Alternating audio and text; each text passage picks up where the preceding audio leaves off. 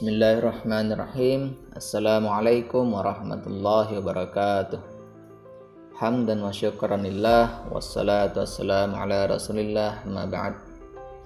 Alhamdulillah, pada kesempatan ini kita akan kembali membahas materi kita, yaitu materi pelajaran Sejarah Kebudayaan Islam kelas 12 Madrasah Aliyah. Nah, pada pertemuan sebelumnya kita sudah bahas sedikit beberapa hal tentang Daulah Abbasiyah ini.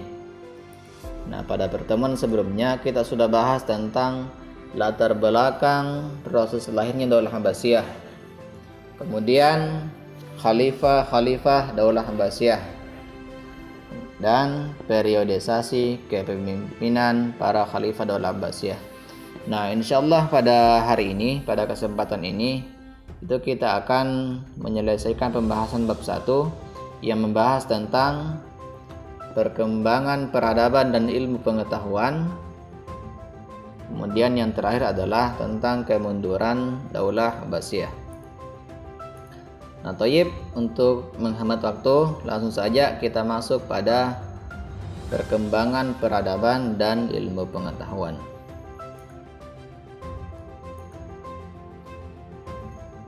Nah, sebelumnya perlu kita pahami bahwa pada masa sebelumnya para pelajar dan ulama dalam melakukan aktivitas keilmuan hanya menggunakan lembaran-lembaran yang belum tersusun secara rapi.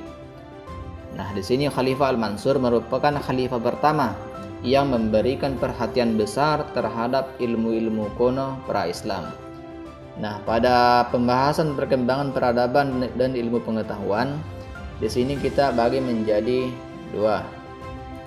Yang pertama, kita akan membahas tentang faktor-faktor apa saja yang mempengaruhi atau yang membuat sehingga peradaban Daulah Abbasiyah ini bisa maju.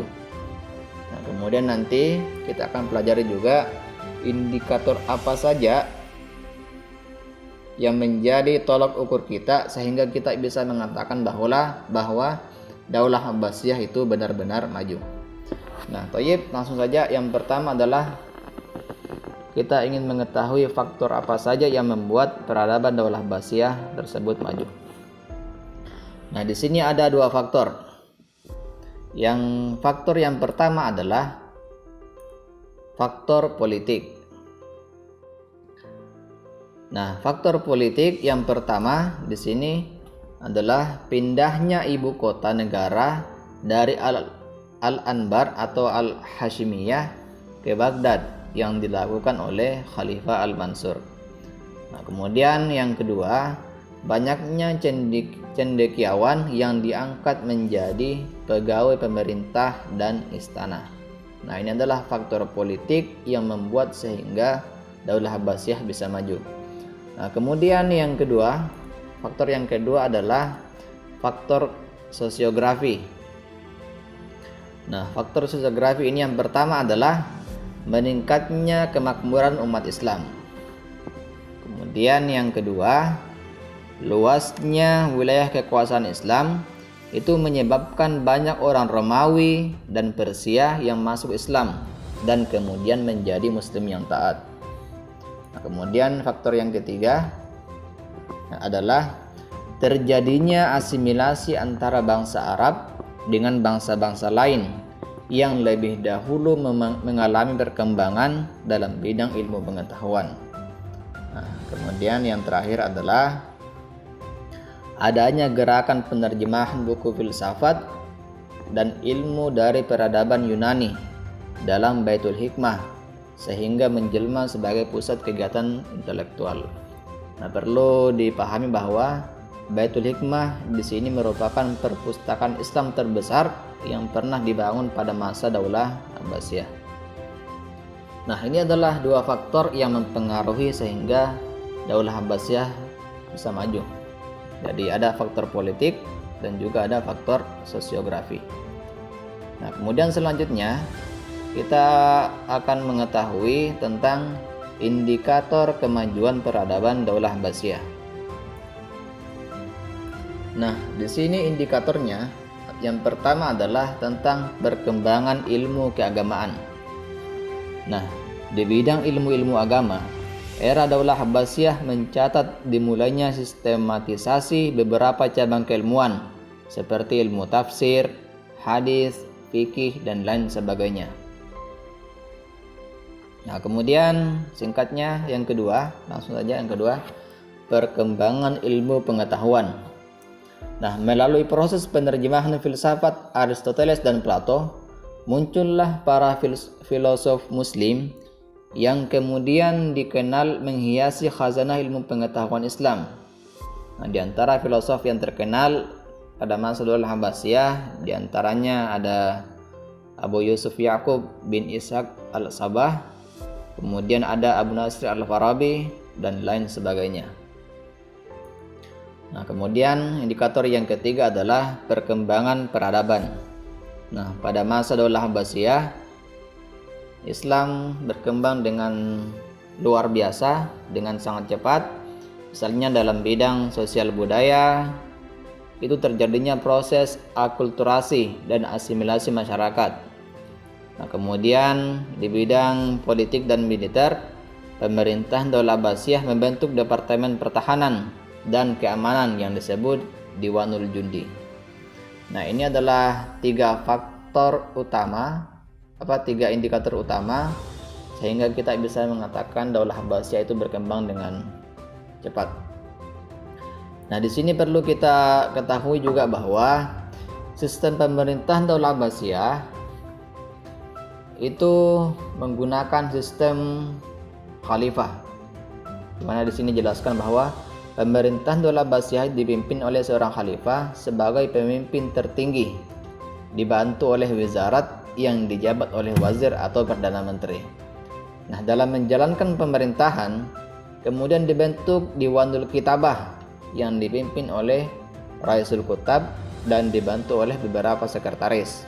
Misalnya, yang pertama, ada Kitabur Rasail yang merupakan sekretaris umum urusan persuratan. Kemudian Kitabul Kharaj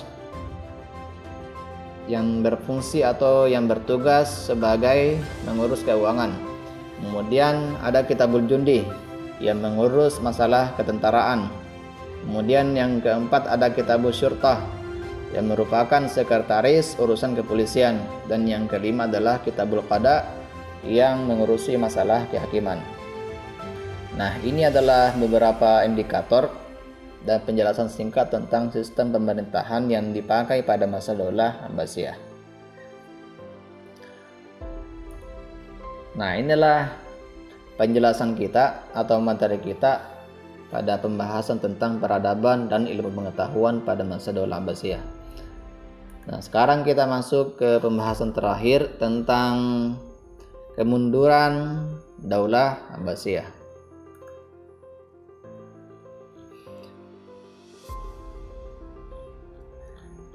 Nah, banyak faktor yang menyebabkan Daulah Abbasiyah menjadi mundur. Di samping kelemahan pada pribadi para khalifah Daulah Abbasiyah, masing-masing faktor tersebut saling berkaitan satu sama lain. Nah, ini adalah beberapa penjelasan faktor tersebut. Nah, di sini kita bagi menjadi dua. Yang pertama adalah faktor internal. Nah, kemudian yang kedua nanti kita akan bahas juga tentang faktor eksternal. Nah, kita ke pembahasan yang pertama tentang faktor internal yang menyebabkan Daulah Abbasiyah bisa mundur. Nah, yang pertama adalah gaya hidup mewah di kalangan penguasa.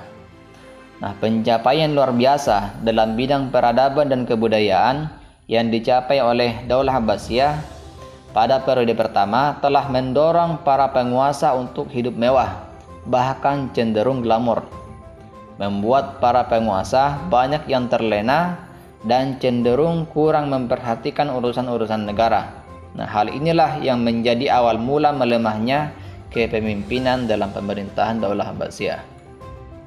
Nah, kemudian selanjutnya yang kedua adalah persaingan antar bangsa. Nah, orang-orang Persia masih merasa tidak puas atas posisi yang didapatkan dalam pemerintahan Daulah Abbasiyah. Mereka menginginkan sebuah daulah dengan khalifah dan pegawai dari Persia pula. Nah, sedangkan bangsa Arab beranggapan bahwa darah yang mengalir di tubuh mereka adalah darah istimewa, dan mereka menganggap rendah bangsa non-Arab di dunia Islam.